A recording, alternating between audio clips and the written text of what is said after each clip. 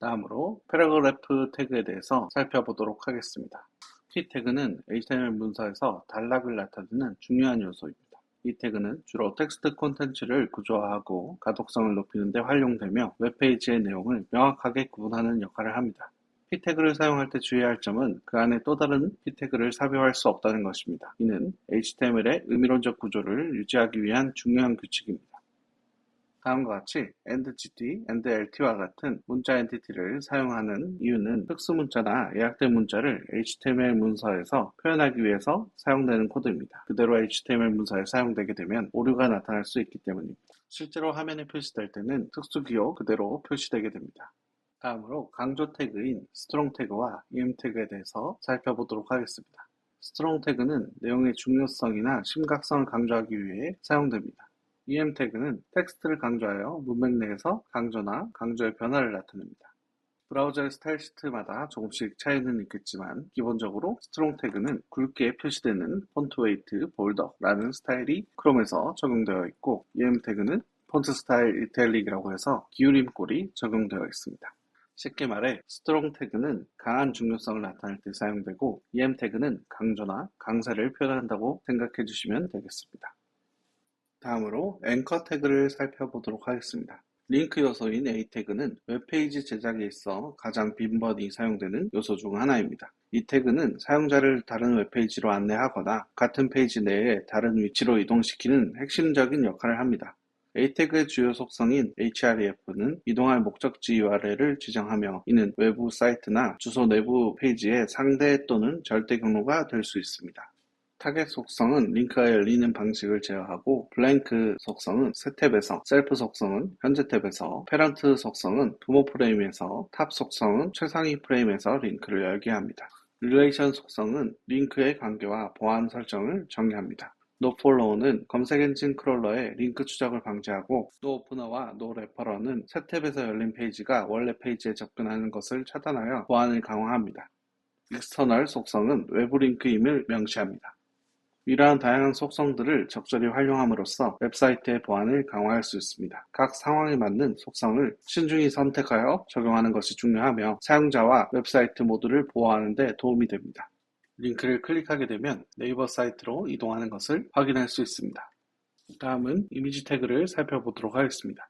이미지 태그는 웹페이지에서 이미지를 삽입하는 데 사용되는 필수적인 HTML 요소입니다. 이 태그에는 이미지 표시와 웹 접근성에 중요한 여러 속성이 있습니다. src 속성은 이미지 태그의 가장 기본적이고 필수적인 속성으로 이미지 파일의 URL을 지정하여 어떤 이미지를 표시할지 알려줍니다. 상대 경로나 절대 경로로 삽입할 수 있습니다. 현재는 상대 경로로 적용되어 있습니다. 다음과 같이 절대 경로로도 삽입할 수 있습니다. 다음으로 alt 속성은 웹 표준과 접근성 측면에서 매우 중요합니다. 이 속성은 이미지를 볼 수 없는 상황에서 이미지를 설명하는 대체 텍스트를 제공합니다. 웹 표준을 준수하기 위해서는 이 속성이 반드시 포함되어야 합니다. 다음과 같이 값이 비어져 있어도 속성 키 값은 포함되어야 합니다. 이미지 태그를 확인할 수 있습니다. 다음은 멀티미디어 요소인 비디오 태그와 오디오 태그를 살펴보도록 하겠습니다. 이 두 태그는 공통적으로 src와 컨트롤스 속성을 사용합니다. src 속성은 이미지 태그와 유사하게 미디어 파일의 URL을 지정합니다. 비디오 태그는 mp4, webm, ogg 등 다양한 비디오 포맷을 지원하며 오디오 태그는 mp3, wave, ogg 등의 오디오 포맷을 재생할 수 있습니다. 컨트롤스 속성은 사용자 인터페이스의 핵심 요소로 이를 추가하면 재생, 일시정지, 볼륨 조절 등 기본적인 미디어 제어 옵션이 표시됩니다. 비디오를 재생할 수 있습니다. 오디오 태그도 재생해 보도록 하겠습니다. 소스 태그에 다음과 같이 여러 가지 형식의 확장자들이 선언되어 있는 이유는 웹엠이 최초에 로드될 수 있는 브라우저 환경이라면 웹엠을 사용하게 되고 웹엠이 확장자가 사용되지 않는 브라우저에서는 mp4를 사용하게 되고 그 다음으로도 사용되지 않으면 OGG 확장자를 사용하게 되는 폴백 구조로 선언할 수 있다는 것을 의미합니다. 오디오 속성에서도 마찬가지로 mp3를 최우선으로 적용을 하고 나머지 웨이브, ogg 파일들은 각각 브라우저 환경에서 사용될 수 없다면 사용되게 되는 폴백 구조를 가지게 됩니다. Can I use 사이트에 접속하여 ogg를 검색하고 Date Relative 버튼을 눌러 브라우저 지원율을 확인해 보겠습니다. 다음과 같이 사파리 브라우저에서는 최근까지도 부분적으로 적용되는 것을 확인할 수 있었고 최근에 정식 지원을 함으로 인해서 OGG 파일을 사용할 수 있게 되었습니다. 하지만 서비스를 하는 입장에서 사파리의 16 버전, 15 버전도 지원해야 된다면 OGG 파일을 사용할 수 없기 때문에 다양한 폴백 환경이 필요한 것입니다. 다음으로 BR 태그와 HR 태그를 살펴보도록 하겠습니다. BR 태그는 줄바꿈을, HR 태그는 수평 구문선을 나타내는 데 사용합니다. 이들 태그는 HTML 문서의 구조와 의미를 직접적으로 표현하는 요소들입니다. 그러나 이들의 사용은 단순한 시각적 효과를 위해서가 아니라 문서의 논리적 구조를 나타내기 위해 신중하게 이루어져야 합니다. 다음과 같이 BR 태그를 여러 개를 사용해서 마치 스타일 속성을 적용한 것처럼 여백을 나타내게 되면 브라우저마다 다른 결과를 나타낼 수 있습니다. 따라서 HTML은 문서의 구조와 의미를 정의한다고 생각해 주시고 CSS는 웹페이지의 시각적 표현을 담당한다고 생각해 주시면 되겠습니다. 이러한 분리는 관심사의 분리 원칙을 반영하며 이는 현대 웹 개발의 근간을 이루는 철학입니다. 또 다른 특징으로 HTML5 표준에서는 종료 슬래시를 생략할 수 있습니다. 다음으로 UL 태그인 Unordered List, OL 태그인 Ordered List, DL 태그인 Definition List라는 목록을 표현해주는 요소들을 살펴보도록 하겠습니다. 다음과 같이 마크업을 한 뒤 화면을 확인해 보도록 하겠습니다. UL 태그인 Unordered List는 순서가 중요하지 않은 항목들의 집합을 나타내며 쇼핑 목록이나 특징 나열 등에 적합합니다. UL 태그와 OL 태그는 리스트 태그인 li 태그만을 자식 태그로 허용합니다. 다음으로 OL 태그는 순서가 의미를 갖는 목록을 나타내며 요리 레시피나 사용 설명서의 단계, 순위 목록 등에 사용됩니다. 마지막으로 DL 태그는 용어와 그에 대한 설명을 쌍으로 제시하는 정의형 목록을 생성합니다. 이 구조 내에서 DT 태그는 용어나 개념을, DD 태그는 해당 용어에 대한 설명이나 정의를 나타내며 용어집이나 FAQ와 같은 키값 쌍의 정보를 표현하는 데 특히 유용합니다.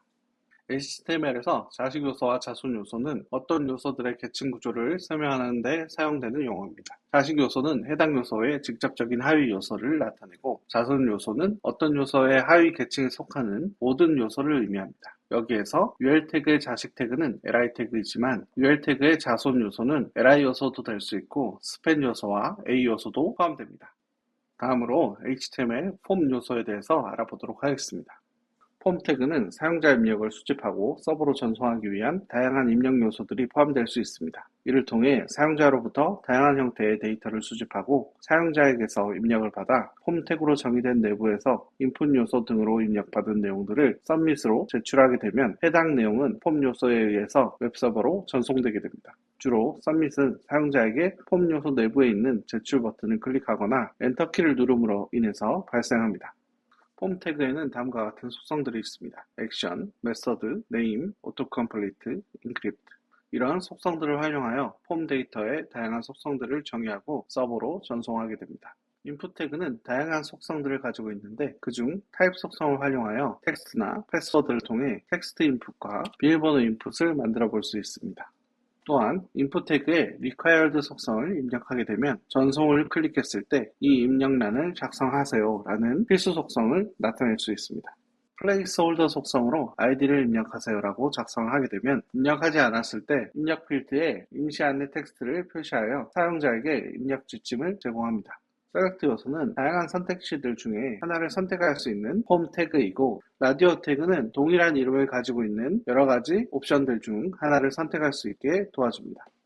다음으로 체크박스는 여러 개를 선택할 수 있도록 해줍니다. 다중 선택이 필요한 경우 체크박스를 활용해주면 되겠습니다. input type date는 여러 날짜들 중 하나를 선택할 수 있도록 도와줍니다. input type 파일 속성은 파일 선택을 클릭하여 여러 개의 파일들 중 하나를 선택해서 업로드할 수 있도록 해줍니다. 텍스트 에리어 태그는 여러 가지 메모를 입력할 수 있도록 해줍니다.